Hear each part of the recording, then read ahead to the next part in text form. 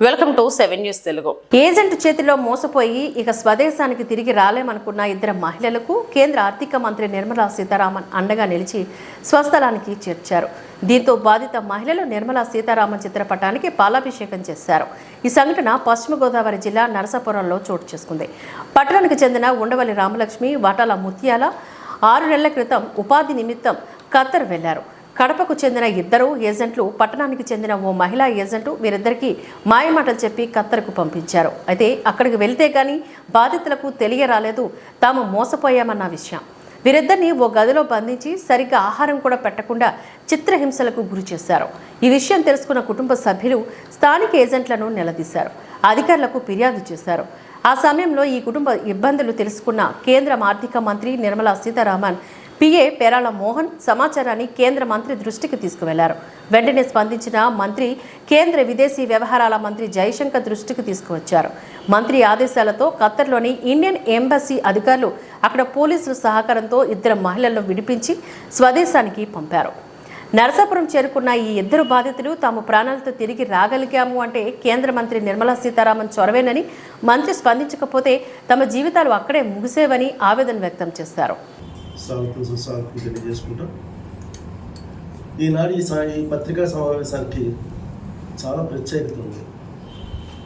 నరసాపురం పశ్చిమ గోదావరి జిల్లా, తూర్పుగోదావరి జిల్లాల నుంచి చాలామంది అనేక అమాయకులు గల్ఫ్ దేశాల మోసాలకి గురి అవుతున్నటువంటి ఈ తరుణంలో నాకు ఇరువైపులో ఉన్నటువంటి ఈ పిల్లలిద్దరూ కూడా ఖత్తర్లో ఉద్యోగం నిమిత్తం వెళ్ళి మోసపోయి అక్కడ చాలా తీవ్ర నరకానికి గురయ్యారు. ఈ పరిస్థితుల్లో నా దగ్గరికి 10/8న ఈమె భర్త అయినటువంటి ఉండవల్లి పెద్దిరాజు వచ్చి నా పరిస్థితి ఇలా ఉందని చెప్పి ఇద్దరు చిన్న పిల్లలు పెట్టుకుని వచ్చి అడగడం జరిగింది. అయితే ఆ రోజునే నేను కలెక్టర్ మేడం నాగరాణి మేడం గారితో మాట్లాడి ఇమ్మీడియట్గా కన్సర్న్ ఆర్డీఓ గారు, మన ఆర్డీఓ గారి చేత కంప్లైంట్ లాంచ్ చేయించి అదే రోజు కలెక్టర్ మేడం గారి ఆఫీస్కి పంపించి కలెక్టర్ మేడం గారి ద్వారా త్రూ ఎంబాసీకి కంప్లైంట్ లాంచ్ చేయించడం జరిగింది. లాంచ్ చేయించిన తర్వాత ఎంబాసీ ఎంక్వైరీలో వీరిరువురిని ఏజెంట్లు ఖత్తర్లో అమ్మేశారనే విషయం తేలింది.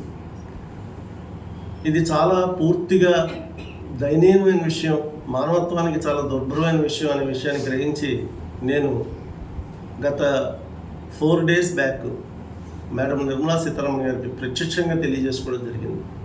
ఢిల్లీలో అమ్మ ఇద్దరు పిల్లలు ఉన్నారు, మనం ప్రొసీజర్ల ప్రకారం మనం కంప్లైంట్ లాంచ్ చేసాం, కానీ ప్రొసీజర్లో ఇలా నిరూపణ అయింది అనే విషయం తెలిసిన వెంటనే ఆమె చాలా బాధపడి ఈ ఇద్దరు పిల్లల్ని ఏమైనా సరే తీసుకురావాలని ఎక్స్టర్నల్ అఫైర్స్ మినిస్టర్ గారితో స్పాట్లో నేను ఉండగానే స్పాట్లో ఎక్స్టర్నల్ అఫైర్స్ మినిస్టర్ గారితో జయశంకర్ గారితో మాట్లాడి ఆ రోజే ఎంబాసీ నుంచి ఇమ్మీడియట్గా వీళ్ళిద్దరూ ఎక్కడైతే ఘోరంగా తాళం వేసిబడి తిండి కూడా లేకుండా ఉన్నారు, అలా తిండి కూడా లేకుండా ఉన్న పరిస్థితులు, వాళ్ళకి కనీసం మాట్లాడడానికి సెల్ ఫోన్ కూడా ఇవ్వట్లేదు, ఆ పరిస్థితుల్లో ఉన్న చోటకి ట్రేస్అవుట్ చేసి ఆ ప్లేస్ని ట్రేస్అవుట్ చేసి ఇందులో ఉండవల్లి పెద్దిరాజు చాలా బాగా అతను ఎక్కడ లొకేషన్ వీళ్ళిద్దరు ఎక్కడైతే కట్టిపడేశారో అనే చోట లొకేషన్ కూడా తెప్పించాడు. పాపం అతను చాలా కష్టపడి ఆ ప్లేస్ కూడా లొకేషన్ తీసుకున్న తర్వాత ఎంబాసీ నుంచి ఆ లొకేషన్కి ఎంబాసీ వాళ్ళని పోలీస్ని పంపించిన తర్వాత వీరిరువురిని బయటికి తీసుకొచ్చి స్పాన్సర్స్ చేత ఎవరైతే ఈ ఏజెంట్ల ద్వారా మోసపోయారో ఆ ఏజెంట్ల ద్వారానే మళ్ళీ తిరుగు ప్రయాణానికి టికెట్ పెట్టించి 9వ తారీఖున మళ్ళీ దోహా నుంచి హైదరాబాద్కి నిన్న మధ్యాహ్నం ల్యాండ్ అయ్యారు. నిన్న సాయంత్రం బయలుదేరి ఈరోజు ఉదయం మళ్ళీ నరసాపురం చేరారు. మనందరినీ చూసే అవకాశం వీళ్ళిద్దరికీ మేడం నిర్మలా సీతారామన్ గారి ద్వారా కలిగింది.